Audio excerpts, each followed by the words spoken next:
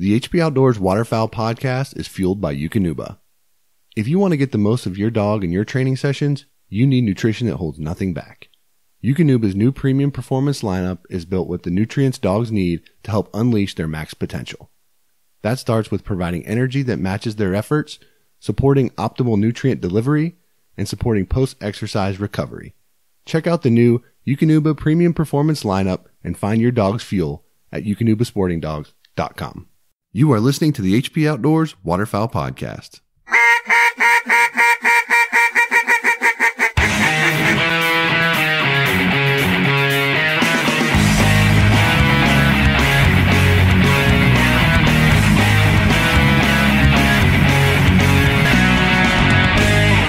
The HP Outdoors Waterfowl Podcast is powered by Cornerstone Gun Dog Academy. CGA is the world's most comprehensive online gun dog training resource. They've got over 160 instructional videos that includes everything you need to take your 7-week-old puppy to a finished gun dog.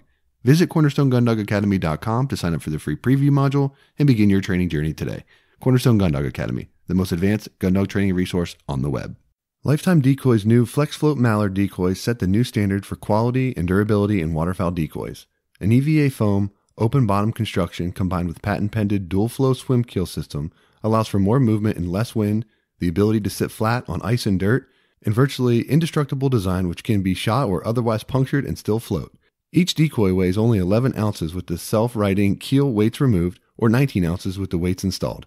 Check them out today at lifetimedecoys.com. Soundgear is offering a 35% discount to the HP Outdoors listeners for their instant fit industrial and shooter products. You can head over to soundgearhearing.com and use the promo code HPO35 to claim your discount today. All right, we're back with lesson number 4 in module 2 of the HP Outdoors Foundations of Waterfowl Hunting course. And in this lesson, we are talking about hearing protection.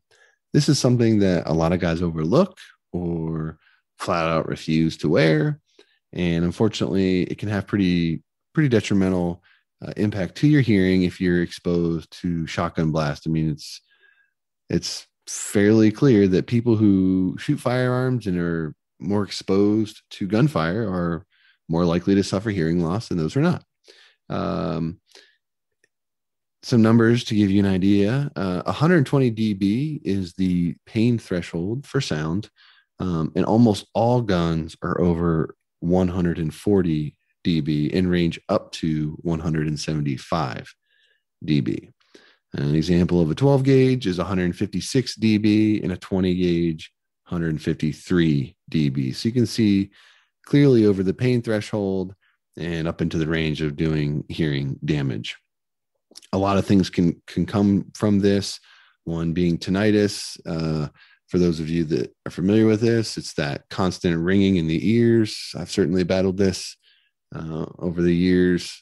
So I certainly make it a more of a habit in practice to protect my hearing whenever I'm shooting in a hunting situation. Many guys will wear them when they go to the range or they're shooting skeet or something like that, but they don't want to sacrifice when they're in the blind because they don't, they find it hard to call or they find it hard to hear birds, what have you, whatever the reasons are. The result is still the same. If you pull the trigger with your hearing unprotected, it can have detrimental impact to your hearing. This makes me think of, did you ever have the app where you could make the ringing go up as like super high and like I could always hear it, and then if I was around my dad, like he couldn't hear it. I remember doing it in college and our professors would never hear it, but other kids in class could. I'd put it up super high and professors would never know, but someone would get mad at me. Anyway, hunter is more likely to suffer from the high frequency permanent hearing loss.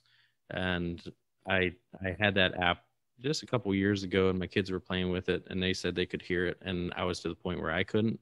So I don't know if it's age or a mixture of age and hunting, but the types of hearing protection that you can have or get, the little foam, the orange inserts, you can do the ear muffs, or you can go with the custom inside the ear options. There's electronic dampening, so you can still hear birds flying. You can hear yourself calling.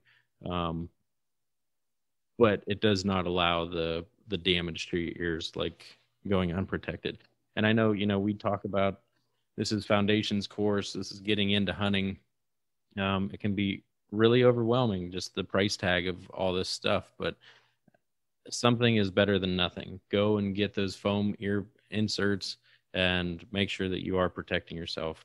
I would say also check out episode 155. We have sound gear on, and I think we're probably going to have them on pretty soon here again, as they are releasing their newest product out, which is super cool.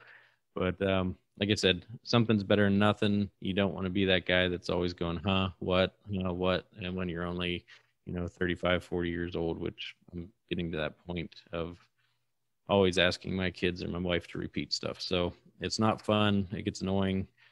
Don't do it, especially if you're just getting into it and haven't been around gunfire for a long time. Yeah, the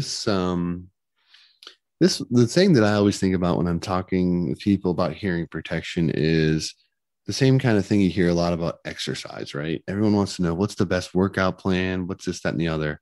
The best workout plan is the one that you'll do. The exercises that you'll do routinely and consistently are the best exercises for you.